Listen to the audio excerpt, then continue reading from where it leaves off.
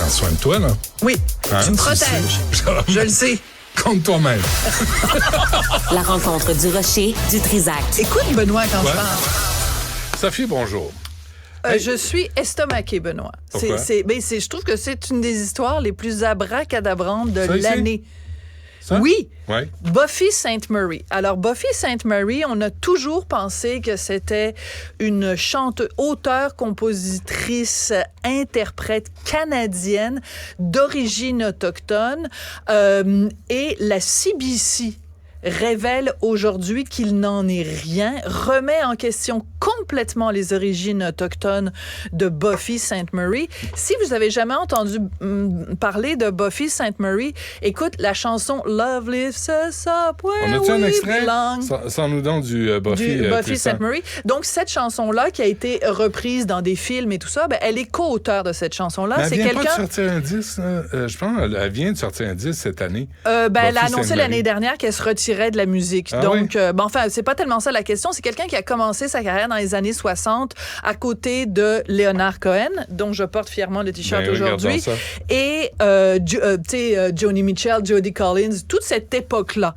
Et elle a fait carrière pendant les 50, même les 60 dernières années avec son héritage autochtone. Alors, l'enquête de la CBC est Sophie, hallucinante. mais pas à peu près. Là, moi. Pas à peu près. Mais, tu sais- C'est les perles, puis tout ça, puis son héritage, puis Ouais. elle a gagné des prix pour meilleure musique autochtone, meilleur artiste autochtone, etc., etc. On va écouter un petit extrait de Buffy Sainte-Marie, mais pas trop long. Voilà. Elle a une voix magnifique. Non, c'est parce que sûrement des extraits trop longs, après, on peut plus le diffuser sur Internet. Fait que, en tout cas. Ah, OK, pas Non, trop il y long a des d'abord. questions de droit, des questions OK. de droit. Bon, Veux-tu bref. que je chante à la place? Non, mais non, et surtout Vas-y pas, parce donc, que là, toi. les gens vont pas l'écouter, mais Wow. pour d'autres raisons.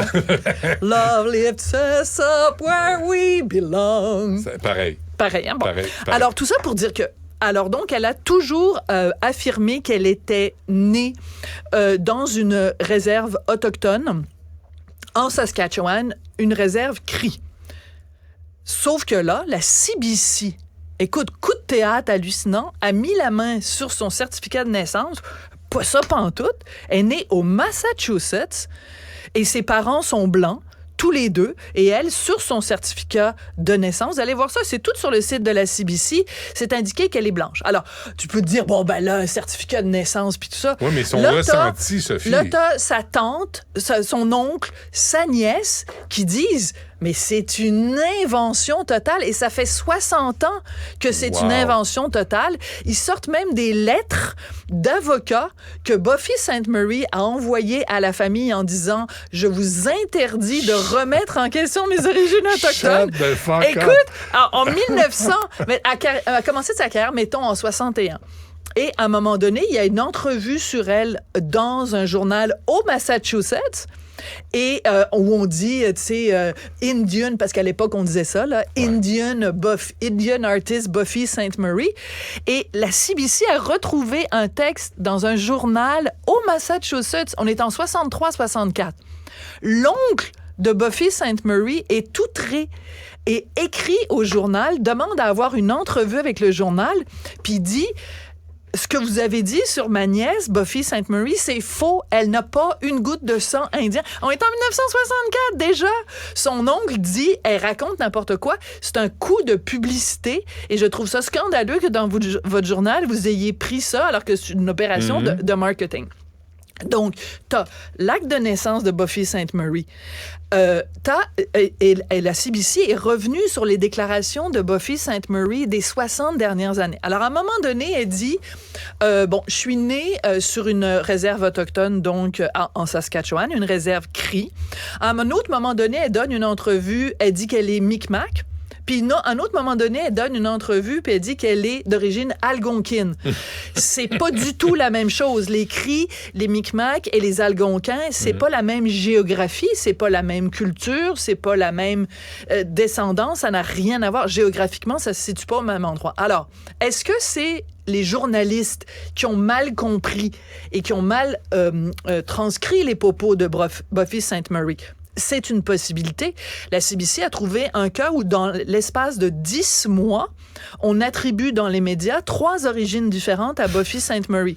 Alors, si, en effet, elle a été mal citée, parce que ça existe, le club des mal cités. Si Buffy Sainte-Marie a été mal citée, puis qu'elle a dit au journaliste « je suis Cree », puis qu'il a compris « je suis Micmac », il me semble que dans les jours qui suivent, soit elle, soit son entourage t'appelle le journal en disant « mais vous êtes planté, je viens pas du Venezuela, je viens du Pérou, c'est pas vraiment la même affaire. » Il y a eu aucune mise à jour. Donc, ça veut dire qu'elle-même se contredit. Autre contradiction de la part de Buffy. Je te dis, c'est passionnant. Passionnant. Autre contradiction de la part de Buffy Sainte-Marie.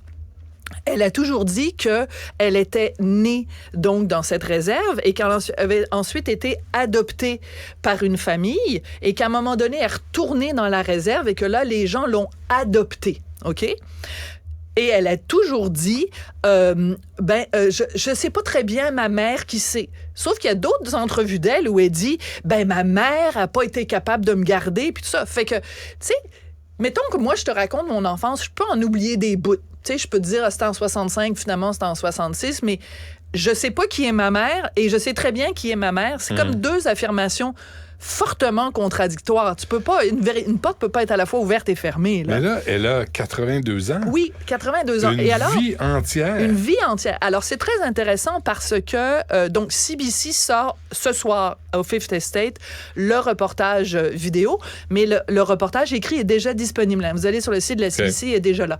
Moi, la façon dont j'ai entendu parler de ça, c'est que je suis abonnée à différents magazines culturels américains, Hollywood Reporter, Variety, puis tout ça. Écoute, c'est la une du Hollywood Reporter ce matin, parce qu'elle est excessivement connue aux États-Unis, et il y a tout un texte sur les fausses origines autochtones de Buffy Sainte-Marie, et sachant que le reportage de la CBC allait sortir aujourd'hui, Buffy Sainte-Marie, hier, a fait une vidéo en disant « Je suis blessée, offensée que la CBC dise ces affirmations-là à mon égard. » Mais ce qui est intéressant, c'est quand tu lis au complet le documentaire écrit de la CBC, on dit « We reached out to Buffy Sainte-Marie for comment and she declined our interview requests. » On l'a appelée, on lui a demandé d'être dans notre documentaire et elle a refusé. Fait que là, hier, elle a fait une petite vidéo en disant « Je suis très peinée.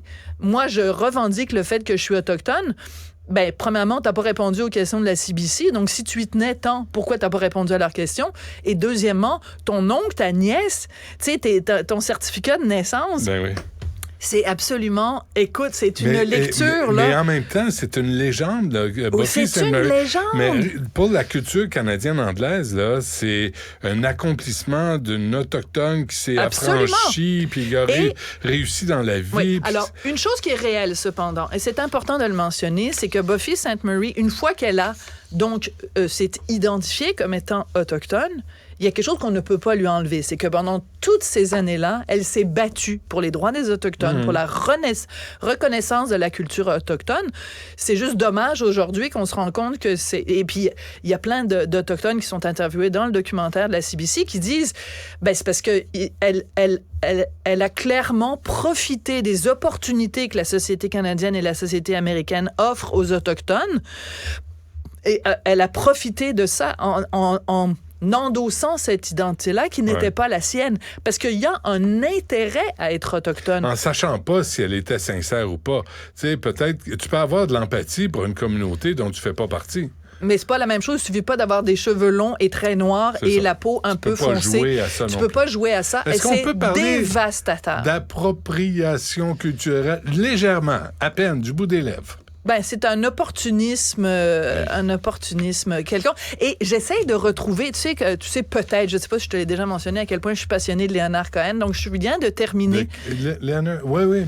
Donc je porte fièrement le t-shirt, regarde ça. Non, je regarde pas. Je regarde pas. Ah oui. Mais je l'ai tout le temps, pas loin de moi. Tu l'as sur ton cœur. Donc il y a une biographie en 3 tomes qui est parue au fil des ans. Michael Posner, il a fait une oral biography et à un moment donné, j'essaye de retrouver la maudite page où ça se trouve. À un moment donné, Leonard Cohen est cité parlant de Buffy Sainte-Marie, puis il dit, ben je comprends pas, à un moment donné, elle est arrivée, puis comme elle a prétendu qu'elle était autochtone. Puis je me souviens, j'avais lu ça, puis j'avais comme entouré ça en me disant, coudonc, c'est donc bien bizarre ce qu'il dit à propos de Buffy Sainte-Marie. Mais comme je suis pas vraiment passionnée de Buffy, je me suis dit, bon, c'est... Mais on peut pas se réjouir de ça. Non, on peut pas se réjouir de ça. Écoute, mais c'est pas la première. Mais c'est une vie de mensonge. Tu sais, puis tu vis ta vie en fonction de mensonges. Je sais pas comment tu fais. Tu sais, d'avoir une identité, de prétendre d'être quelqu'un que tu n'es pas. Que tu n'es pas. Et là, ça sort à 82 ans. C'est comme, c'est pas pareil, là, mais Bill Cosby, tu sais, où on apprend... C'est une drôle de comparaison, non, mais je mais comprends. c'est pas pareil, mais tu sais, de vivre un mensonge, Bill Cosby, de American Dad, qui était un violeur en série, pas Buffy Sainte-Marie, c'est pas ça, là. Mais une double identité. Mais double identité, Dr. Jekyll, Mr. Hyde. Écoute, c'est passionnant. Ça nous empêchera pas de continuer à écouter de la musique de Buffy Sainte-Marie. D'une autre façon. Mais un excellent travail d'enquête. Écoute, remonter sur 60 ans de déclarations. Ils ont les documents en main. Puis surtout, l'article du journal de son oncle dans les années 60 qui dit, voyons, c'est pas ma nièce, ça. Voyons, elle a pas une goutte de sang indien dans son corps. Dis donc, as-tu reçu ce que je t'ai envoyé hier? Le lien pour McCartney... Life J'ai un lyrics. énorme problème avec mes courriels en ce moment. Veux-tu qu'on en parle? Non. Non. Mais je te l'avais envoyé hier après-midi parce que j'ai écouté un autre plein épisode. d'affaires que tu fais pour moi. Ah oui? C'était bon? C'est fabuleux. Vraiment, si vous aimez Paul McCartney, allez voir ça. Mais en tout cas, tu me veux-tu qu'on chante ensemble? Love Lifts Us Up, Where We Belong? Non, c'est une motadine de belles chansons. J'aimerais ça que les gens restent jusqu'à 1h30, tu sais. Merci, Sophie. Salut. Si, ils écoutent par segment, Benoît. Ah, je le sais. C'est plus pareil, hein?